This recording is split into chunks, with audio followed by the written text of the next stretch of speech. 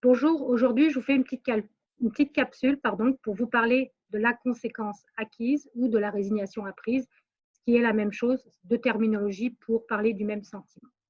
Alors c'est un sentiment qui s'acquiert, qui s'apprend, et c'est un sentiment qui est malheureusement assez facile à acquérir par les animaux ou par les humains, mais qui est un sentiment extrêmement toxique. Donc on verra comment il se met en place et on verra si on peut faire quelque chose pour revenir sur la mise en place de ce sentiment ou de cet apprentissage.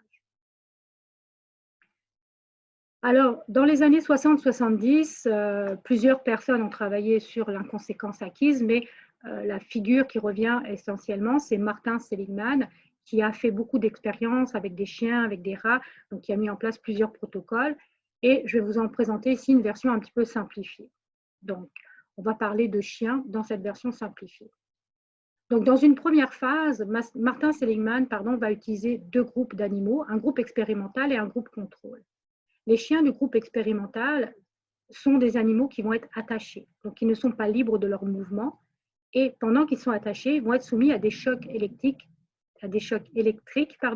qui sont donc, par la force des choses, inévitables. On va voir apparaître chez ces animaux un comportement de soumission. Ils vont avoir tendance à se mettre quelque part dans l'environnement, à ne plus réagir, donc à devenir apathique un peu et à gémir en attendant que ça se passe. Pour comparer ces animaux avec d'autres chiens, on a évidemment le groupe contrôle. Donc, c'est des chiens qu'on appelle, enfin, que Seligman appelle des chiens innocents. Pourquoi? Parce que ces chiens vont être attachés, mais ils ne vont pas être soumis à la procédure expérimentale, bien évidemment. Donc, ils ne vont pas être soumis au choc électrique. 24 heures après la phase, donc surtout après que les animaux aient reçu leur choc électrique, on va reprendre l'intégralité des animaux. On ne va pas faire de groupe, ils vont tous être soumis à la même condition, dans les mêmes environnements, avec les mêmes effets, etc. Donc, l'environnement va changer par rapport à la première phase pour le groupe expérimental ou contrôle. Donc, on ne les met pas dans la même pièce, on les met dans une nouvelle pièce et on va leur donner une tâche similaire, mais pas complètement identique. C'est-à-dire qu'il va falloir éviter un choc électrique. Mais dans ce cas-ci, tous les animaux ont la possibilité de contrôler leur environnement, c'est-à-dire de contrôler le choc électrique. Ils peuvent le contrôler de plusieurs façons.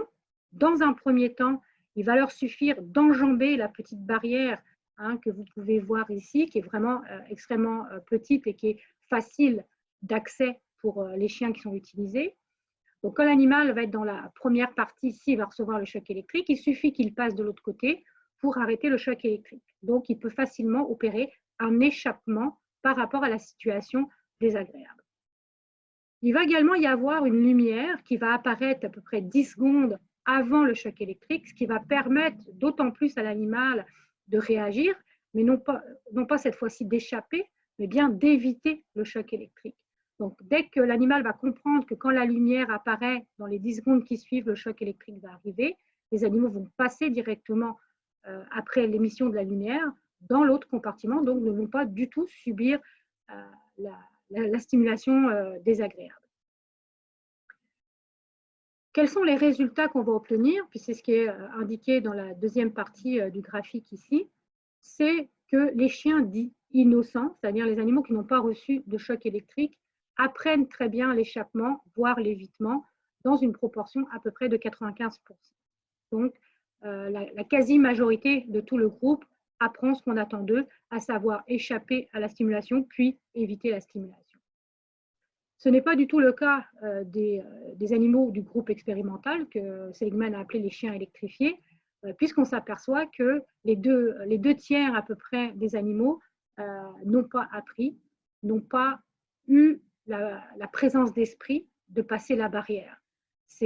Encore une fois, ce n'est pas une tâche complètement inaccessible, c'est quelque chose de très simple, mais même cette chose simple-là, ils n'ont pas été en mesure de la mettre en place, ils n'ont pas élaborer la moindre stratégie pour pouvoir éviter le choc.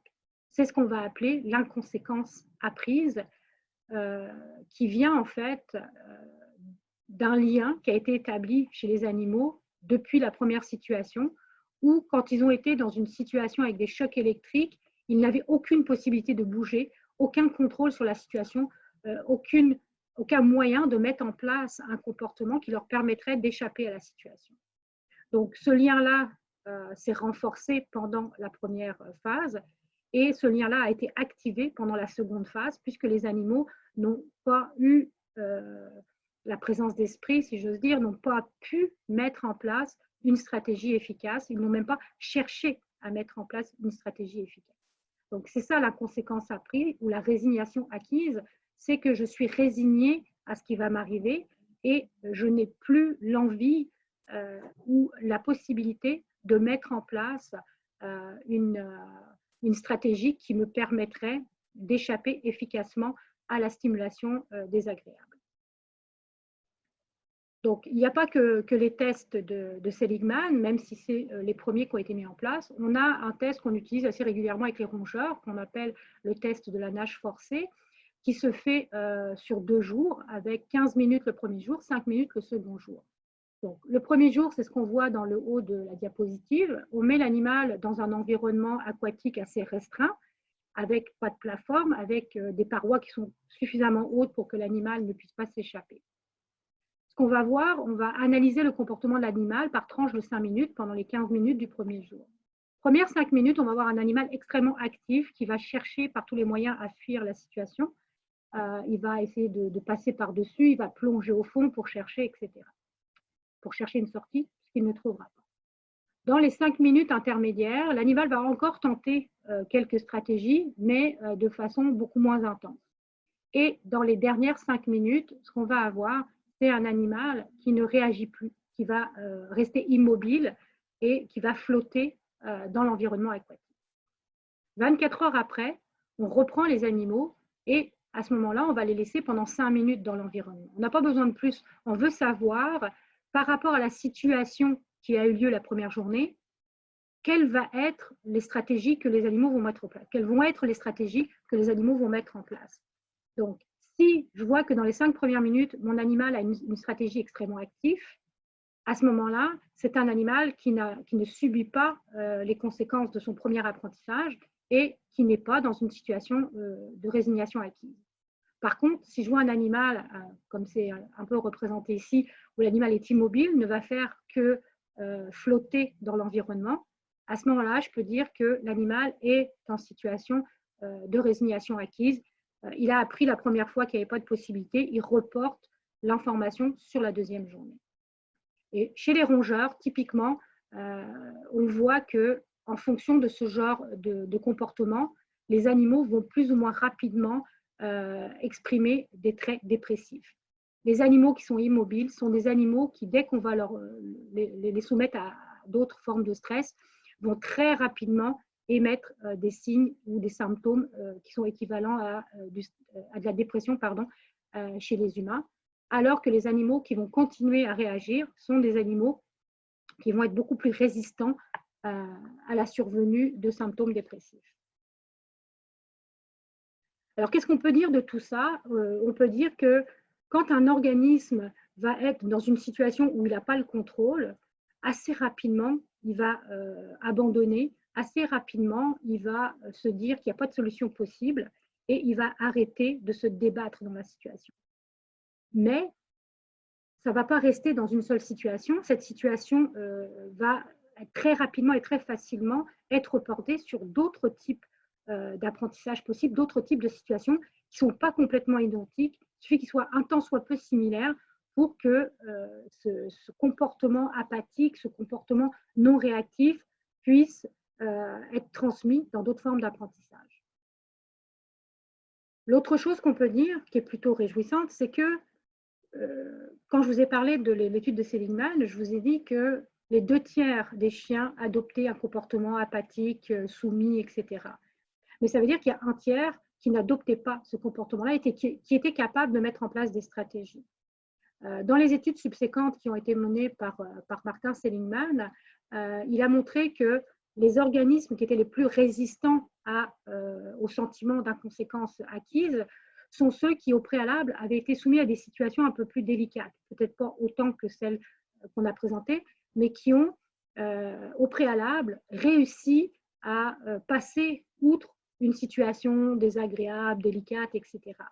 Donc, au travers de ces apprentissages subséquents de résolution de problèmes, si on peut dire, l'organisme va finir par trouver des solutions et surtout va être plus résistant et ne va pas abandonner aussi vite quand il va être dans une situation où il n'y a pas de solution possible.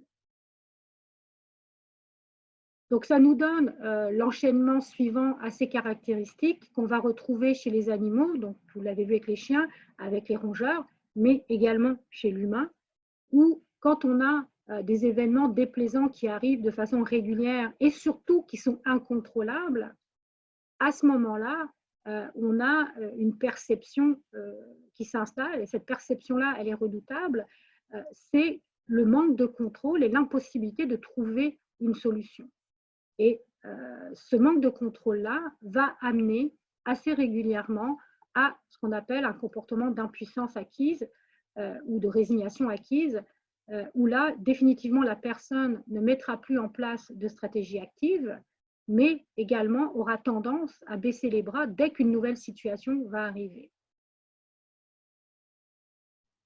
Alors, on va quand même finir sur une note plus positive, parce qu'il a été démontré par Seligman chez les animaux et parce qu'on a observé dans la psychologie chez les humains, que ce n'était pas quelque chose qui ne pouvait pas se résoudre. Il y avait une réversibilité possible à ce sentiment d'impuissance ou de résignation acquise. Alors, chez les animaux, d'abord, Seligman a montré que si on montre à l'animal comment passer la barrière de façon très active, l'animal peut éventuellement revenir et réapprendre à utiliser les stratégies. Sauf que l'intervention de l'expérimentateur doit être extrêmement active pour ça. C'est-à-dire qu'il faut traîner le chien avec sa laisse pour qu'il passe par-dessus le muret, éventuellement le porter pour passer par-dessus. Donc, on a affaire à quelque chose de très actif, de très intrusif au niveau de l'animal et qui peut prendre pas mal de temps. Donc, c'est clair qu'on peut revenir sur ce sentiment-là, mais ça va prendre beaucoup d'énergie, beaucoup d'efforts pour en arriver là. On a vu également, pour une deuxième note positive, que tout le monde, tous les organismes, tous les animaux ne succombaient pas à la résignation acquise et que donc le fait d'avoir pu résoudre des problèmes de façon antérieure, ça permettait d'être plus résistant. Donc, le fait de travailler sur la confiance en soi, la gestion du stress, la gestion des frustrations sont probablement des choses qui vont aider à être de plus en plus résistant à ces phénomènes de résignation acquise. Et pour l'humain, chez l'humain, ce qui semble être extrêmement pertinent, c'est de développer sa pensée positive en plus de la gestion du stress, frustration et confiance en soi. Donc, le fait de développer sa pensée positive permettrait d'être également plus résistant à la survenue de la résignation acquise. Donc, je vais finir cette capsule à ce niveau-là et je vais vous souhaiter une bonne fin de journée et espérer vous revoir soit en cours, soit dans des nouvelles capsules. À bientôt.